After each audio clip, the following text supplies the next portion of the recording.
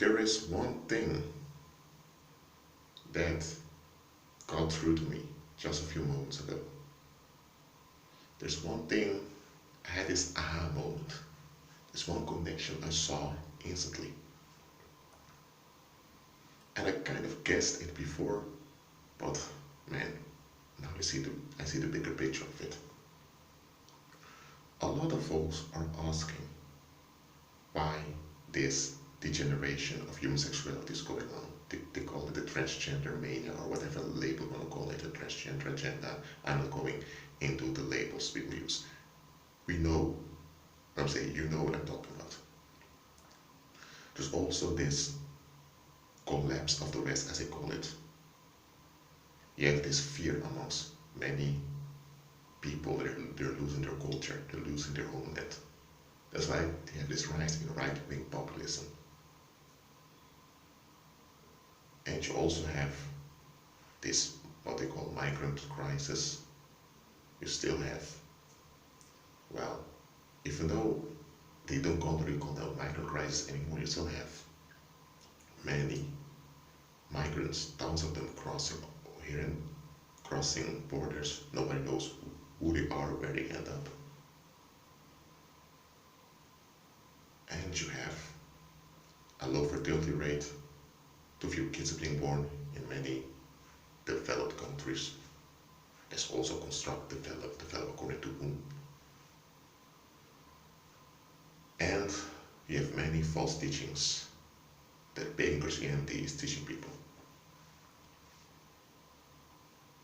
When you look at all these collapses going on, there is one teaching that emerged in the 18th century, that in the end of the 18th century and even in the 19th century, this teaching didn't take any root, because people at the time tend to read their Bibles, they tend to pray, they tend to evaluate things far more. But this teaching, after the 1960s, though to mainstream media, it became very popular. And it's this teaching from pagan Christianity that was needed to invoke and provoke the collapse we see all around us now. And that's the teaching of the secret rapture. When you look in Scripture, Scripture makes plain that Christ returns once after evil collapsed on itself. So after the tribulation he will return. And what will end this apollinistic rule of the world? That's what will end.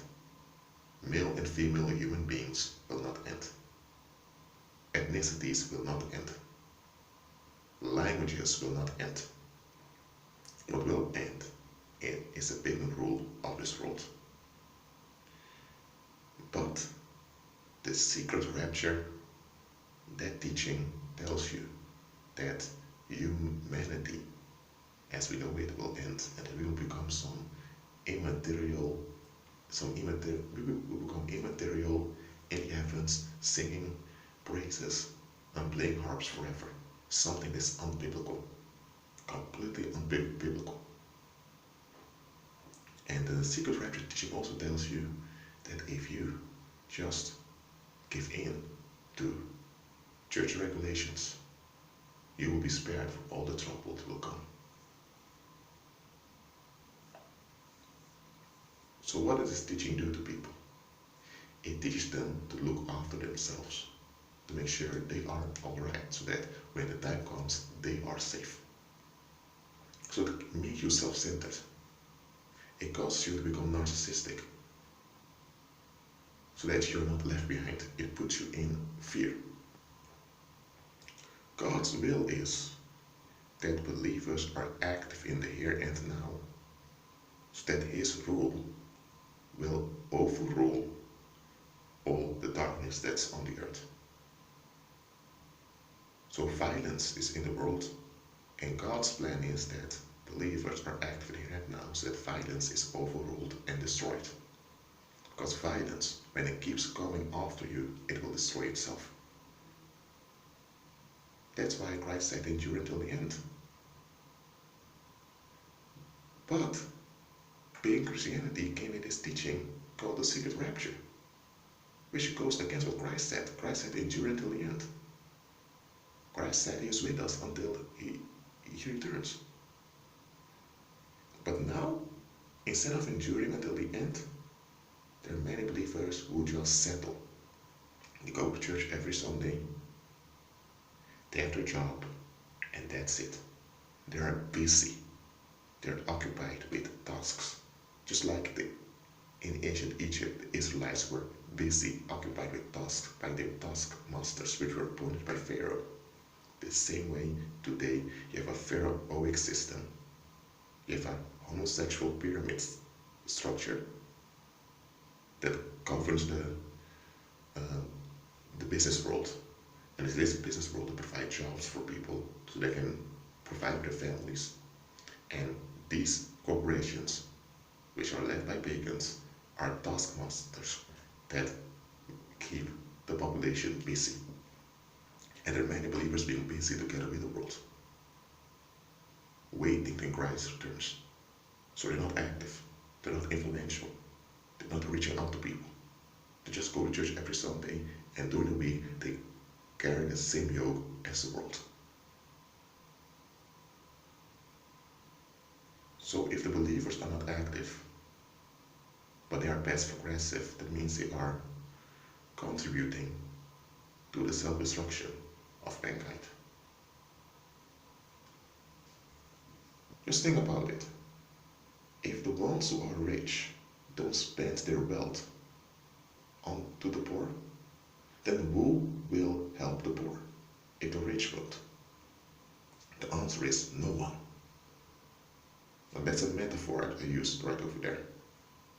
So if the believers are not active and they're not transforming the world into the image of Christ, that means if they're not making nations unto Christ's disciples, so if they're not collectively, if they collectively aren't dominant on the earth, that means that the pagan rulers, man, they have an easy reign.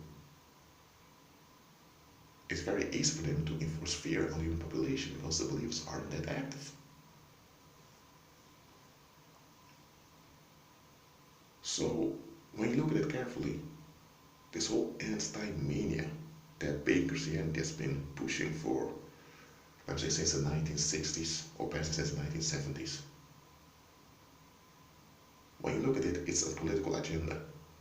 It's a political agenda to disarm believers, so believers will not rely on Christ anymore, but instead rely on church attendance, rely on escapism, because that is what this rapture myth is escapism. Folks don't want to deal with the difficulties in the present because they don't have the faith and therefore not the resources to overcome the difficulties. The world fights evil with evil. So eventually that means repaying evil with evil. Believers have to overcome evil with good. Only believers can do that. But if the believers are disarmed, because they're told, you know what, don't worry. Just attend church every Sunday, pay your tithes, be a good citizen under Roman rule, under Christ's rule, and you'll end up in the heavens in a private meeting before all hell breaks loose. And then you'll return with Christ. It will be 1,000-year peace, and afterwards Satan will come back again, and then it will be good. I told you before, this whole teaching of the pre-tribulation rapture, it doesn't add up. It doesn't add up at all. And it's this myth that led to the collapse we see today. Just think about it.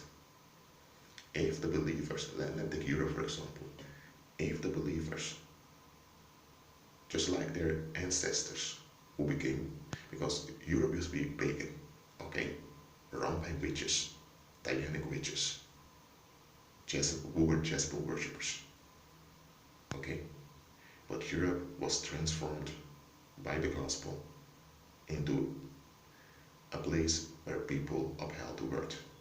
Yes, you had pagan Christianity that emerged to go against it, because Satan always does that. He comes with his counterfeit to fight the real. But Europe, just like in many other places on earth, became a beacon of light. And because of that, the darkness began to rage. So a lot of violence increased. But because of that, violence began to destroy itself. If the believers of the 20th century, if they would have remained just as diligent as the previous generations of believers in Europe, then they would have seen through this pre-tribulation myth. And they would have realized, if we embrace this teaching, which goes against Christ, we will breed a whole generation of lazy believers who don't know what's going on and who are not capable of overcoming the wiles of the enemy. And if that happens, the world has no hope.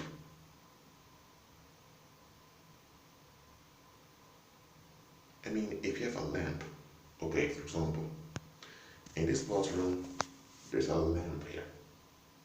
If I turn out the lamp, if I switch it off, it's completely dark, right? So, if the believers not walking by faith, because they've been distracted by this fake promise of escapism, and I say that everything they also hear is nothing but escapism, that means that their light has been turned off. And can you see me now that the light has been turned off? No. Can you see around me? No. The light needs to be turned on.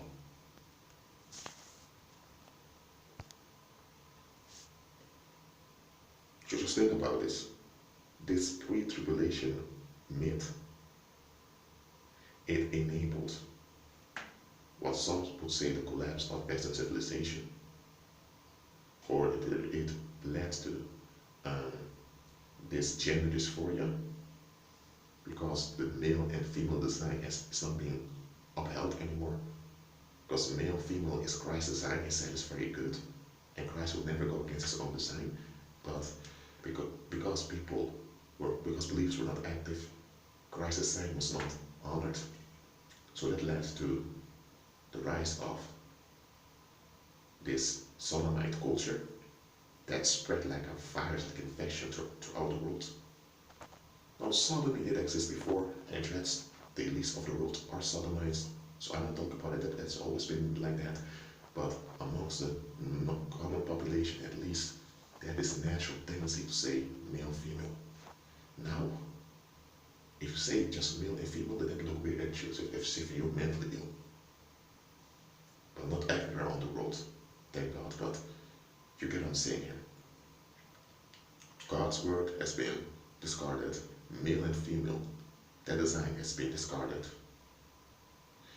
The knowledge of human energy fields, how we as spirit beings have spirit abilities, that's been thrown out of the window. And now generations of people from the West Hemisphere now go to Eastern pagans to learn about their energetic abilities as a human being in the form of, that's why you have this rise in yoga amongst Westerners or in Eastern mysticism.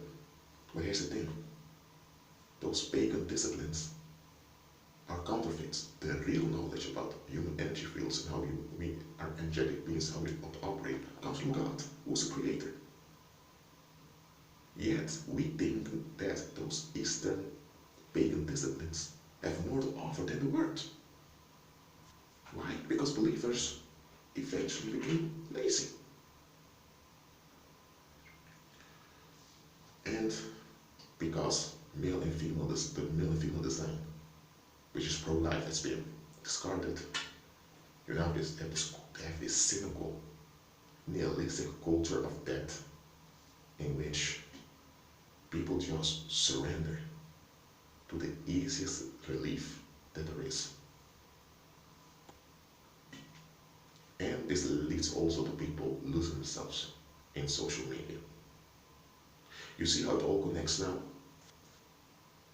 If this rapture myth is, if this rapture myth disappears and believers would realize we need to be active now, many of the things you see happen around us now would not happen. Christ said, beware that no man deceives you. Christ said that if possible, even some of the elect and his believers would be deceived. And let me tell you, many believers have been deceived. Look, Christ said that God is a God of the living, not a God of the dead. Christ said he's called the God of Abraham, Isaac, and Jacob. And hold on a minute.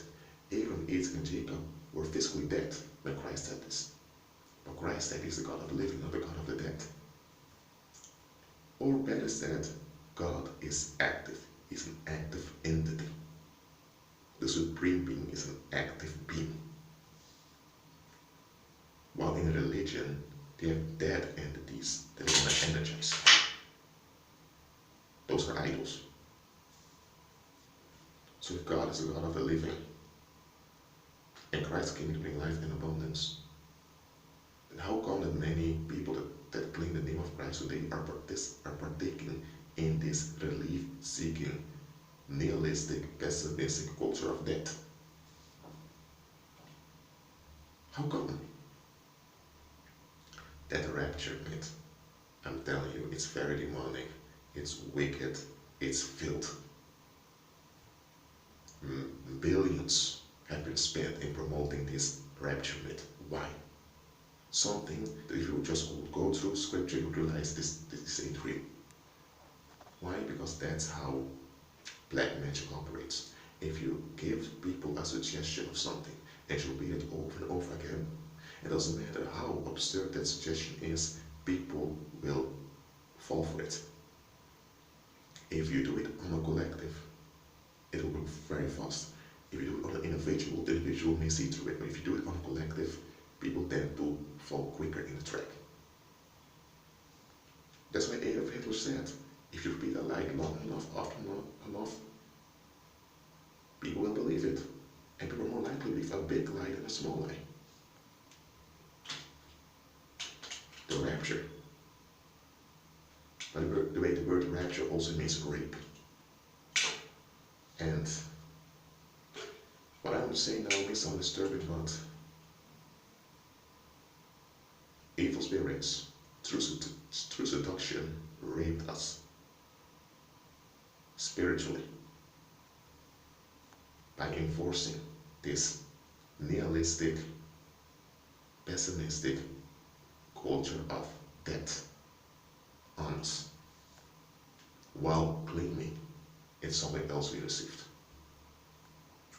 That's what the rapture is. We have been conditioned to be intimate with self-destruction while thinking it's abundance we received. That's the rapture. Right over there. Now, you don't have to remain under the spell of the rapture, because I just exposed that lie onto you, and it also revealed onto you how it led to the harms you see around us. The harms here around us, I mean. Alright, I've taken my time to record this video. If you don't agree with what I'm saying here, you don't have to agree with it. Just agree with Christ. I've just pointed out to you, this rapture myth has caused far more problems than we realize. It's not just that teaching goes against Christ. It's not just that it makes believers lazy. The rapture myth, the name already rapture should alert you. But the rapture myth, it really triggers you into embracing a fatalistic mindset in which you just accept things as they are. Even if how things are is destructive. I hear believers say, if everything falls apart, it's the time for things to fall apart. But didn't Christ also say that heaven and earth will pass away, but my word will remain? And then his word remain that as believers we will inherit the earth. But didn't Christ say you have life in abundance? But Christ said heaven and earth will pass away, but my word will remain. But hold on a minute. Aren't heaven and earth established by his word? Did Christ literally mean that heaven and earth will disappear, but his word will remain? What he meant was, even if heaven and earth will be unreliable, his word isn't. So basically it's his word that keeps heaven and earth standing. So why aren't believers standing on that word? Why aren't they agreeing with his covenant?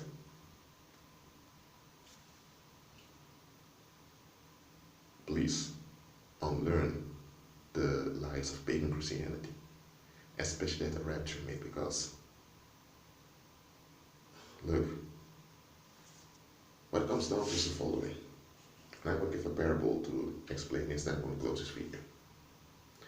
If you have, for example, let's say that 900 years ago, you had this refugee who fled from his hometown because people were after him. He meets a girl before he fled, and they moved to some region somewhere. And they populate the region by having kids.